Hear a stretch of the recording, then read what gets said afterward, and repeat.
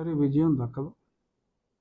అలా ప్రస్తుతం టెంపరరీగా జగన్మోహన్ రెడ్డికి విజయం దక్కింది.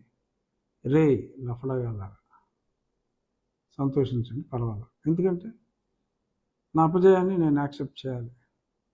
నాకు అనుమానం ఉంది జగన్మోహన్ రెడ్డి ఎంత పని చేస్తాడో, చేయగలడు అని. కానీ ఏమోనో ఒక నమ్మకం, ఒక విశ్వాసం ఉంది. నేను టెంపరరీగా, ఓన్లీ టెంపరరీగా నా ఓటమని మనస్ఫూర్తిగా అంగీకరిస్తూ వాడి ముందు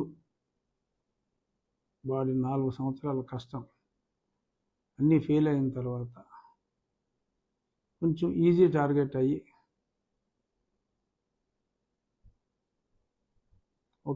కొంచెం ఈజీ టార్గెట్ అయ్యా, టెంపరీగా సక్సెస్ అయ్యాడు. 3 అడుగులు వెనక్కి వేస్తున్నా. కానీ రాబోయే రోజుల్లో ప్రజాబలంతో, ప్రజల అండతో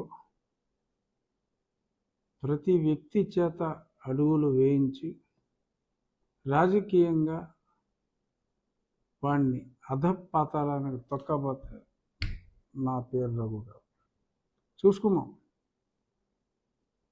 బట్ టెంపరరీగా నా అపజయాన్ని నేను అంగీకరించాలి, తప్పదు. ఎంతోమంది ప్రజలు అడుగుతున్నారు కాబట్టి ఇంకో గంటలో 2 గంటల్లోనూ అఫీషియల్గానే అనౌన్స్ చేయొచ్చు. నాకు నర్సాపూర్ స్థానం జగన్మోహన్ రెడ్డి ఇన్ఫ్లుయెన్స్ వల్ల, ఎందుకంటే సోము వీర్రాజు గారు, వారి సాన్నిహిత్యం అందరికీ తెలిసిందే. వారి ద్వారా సక్సెస్ అయినట్టుగా నాకు పర్ఫెక్ట్ సోర్స్లో తెలిసింది.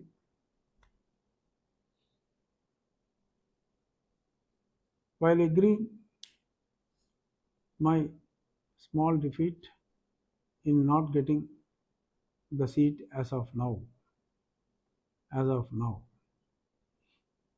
చూద్దాం.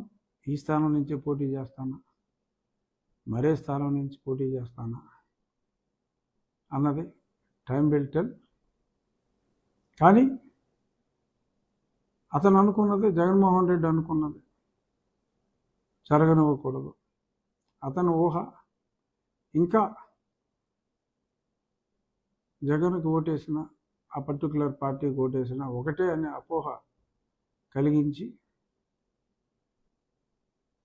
తను పాపం గడుపుకోవాలని, నన్ను అభిమానించే నా వాళ్ళందరినీ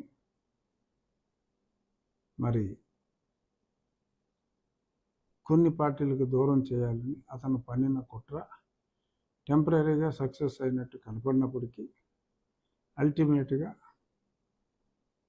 అందరూ రియలైజ్ అవుతారు జరిగిన మిస్టేక్ని. డెఫినెట్గా రాబోయే రోజుల్లో ఖచ్చితంగా కూటమి విజయం సాధిస్తుంది. జగన్మోహన్ రెడ్డి వేసే చీప్ ట్రిక్స్ పనిచేయవు. బీజేపీ ఆ స్థానాన్ని శ్రీనివాస్ వారు ప్రతి ఒక్కరికి ప్రతిసారి